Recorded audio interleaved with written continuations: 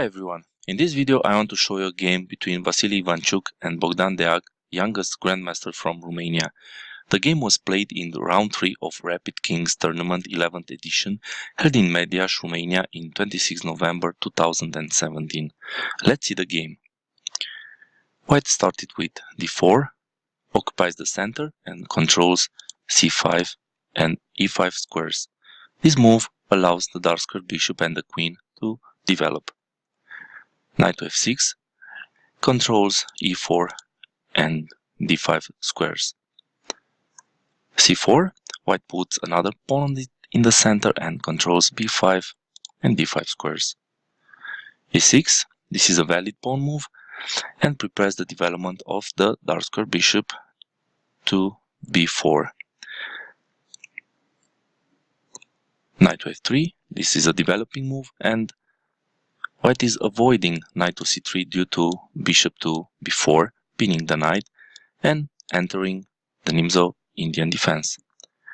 d5, black puts another pawn in the center, controls e4 square and threatens to take c4. Knight to c3, another developing move that puts pressure on d5 pawn and controls e4 pawn.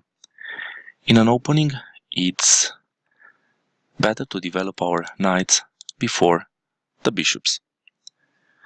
And black takes on c4. It releases the tension from the center. And this is the Vienna game. Queen to a4, check, and white wants to recapture the c4 pawn. c6, blocking the check, and queen takes on c4. b5, the queen is under attack, and it seems that black wants to develop his bishop to b7 and continue with c5. Queen to d3, the queen moves from the attack, and a6. a6 protects b5 pawn, and next is c5. e4, white is placing another pawn in the center, and the light square bishop can get out to the game. And c5 from black. Black is attacking the center, and next bishop to b7. d takes on c5, white takes, and black exchange the queens. So queen takes to d3 and bishop takes to d3. The bishop takes, and next white might castle. Bishop takes on c5, the bishop is developed, and white now needs to do two more moves in order to finish his opening. He has to move the dark square bishop and perform castle, short or long. Also white can try to attack the knight from f6 with e5. So white played e5, the knight is attacked, and the knight goes to d7. Another option would have been to place the knight on d5, but maybe black didn't like this, because after knight takes on d6, pawn takes on d5, and black would have an isolated pawn. Knight to e4, knight position is improved, and the bishop from c5 is under attack. We can notice that white moved the same piece in the opening. White should have continued with the development and do castling and moving the dark square bishop.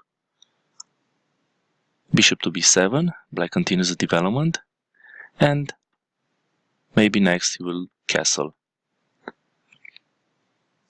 Bishop to f4, the dark square bishop is developed and protects the e5 square pawn. Knight to c6, the knight is developed and it's putting pressure on e5. Central pawn, as you can see, black attacks this pawn twice, and also white is defending it twice. a3, this move prevents bishop to b4 or knight to b4. And bishop to b7. We see that black is retreating his bishop voluntarily. Maybe black didn't want it to give his bishop pair, but the bishop will be lost if white would play knight to d6 check, and the bishop has to take the knight. Otherwise, black will lose his castling rights. Better for black was to continue his development by playing castle. And rook to c1. White brings the rook on the open file, and another way for white to continue was to castle or to give this check on d6 and get the bishop pair. h6. This move is taking control of g5 square and prevents one of the knight to jump here or the bishop. Again, the best continuation was to castle short in order to finish the opening. As we can see, grandmasters don't follow opening principles. Knight to d6 check, and the bishop took on d6, and pawn takes on d6. And now we can see the white has a passed pawn. Rook to c8, black brings the rook on the c file. Maybe short castle was better in order to finish the opening. And white puts his king to safety, his rooks are connected, and white finished the opening before black. Knight to b6.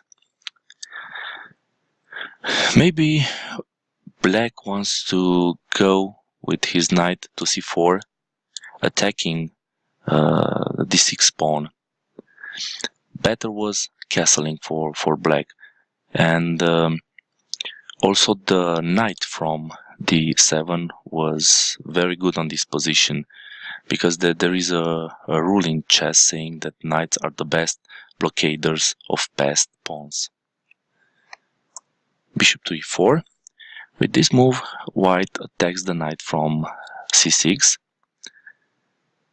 and black has to do something about this as soon as possible. Another way for white was to bring the last piece into the game, and that piece is the rook from sf, and he could have put it on the d file, and in this way white's rook are centralized. Black replied with g5, attacking the bishop, but maybe black should have considered resolving the tension from c6 by retreating the knight from c6 to d8. So if the knight goes to d8, a possible continuation for white would have been to take the rook, and the black can recapture with his knight. And if the bishop takes on b7, then the knight can take on b7. But in the game, black played g5, attacking the bishop, and the bishop went to e3, attacking the free knight from b6. So knight to c4. The knight jumps forward and attacks the e3 bishop and the b2 pawn. The drawback of this move is that white can't kick away this knight with b3.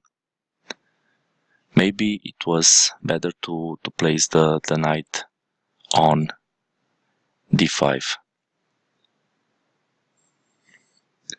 Rook f to d1, the last piece comes into the game and defends the passed pawn. Rook to d8, the rook attacks one more time the pass pawn, and the knight is kicked away. And here black has to take the bishop, because if black tries to take the pass pawn, the knight from c6 is attacked twice and defended once.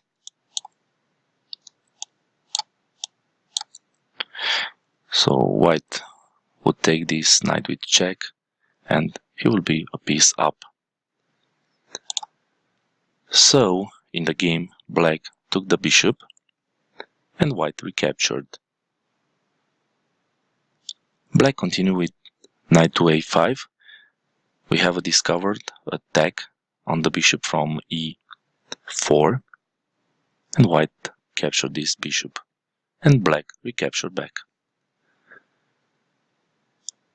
We can see that white has an entry point on black's camp on c6 square, attacking the backward pawn from a6. So white played a rook to c6, attacking this pawn. f6, black frees f7 square for his king, in eventuality of a check. And white takes the backward pawn, and we can see that white has a majority on the queen side. White realized one of the plans in an endgame to attack weak pawns from opponent camp.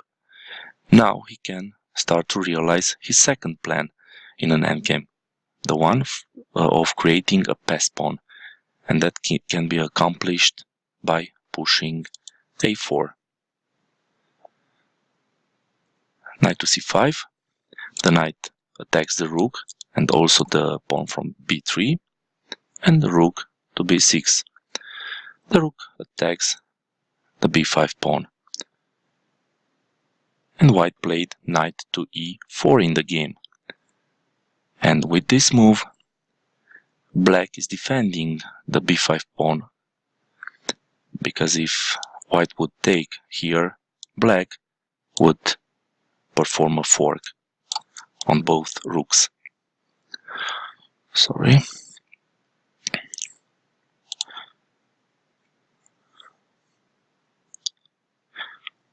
Another way for black was to take the pawn from b3, but this is a mistake, because after a rook takes on b5, the knight is trapped.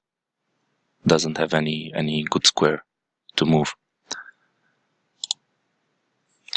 So in the game, black played knight to e4, protecting the b5 square, and white replied with d7, a check, but maybe he could have improved the position of his d1 rook by attacking the knight from e4. There is another rule in chess saying that we have to neutralize opponent pieces that are in our territory.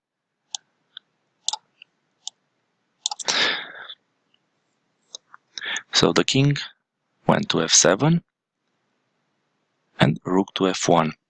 White places the rook on the same file with the king, and the d7 pawn is defended indirectly. If black takes the d7 pawn, white can play knight to e5, giving a check, and the rook drops.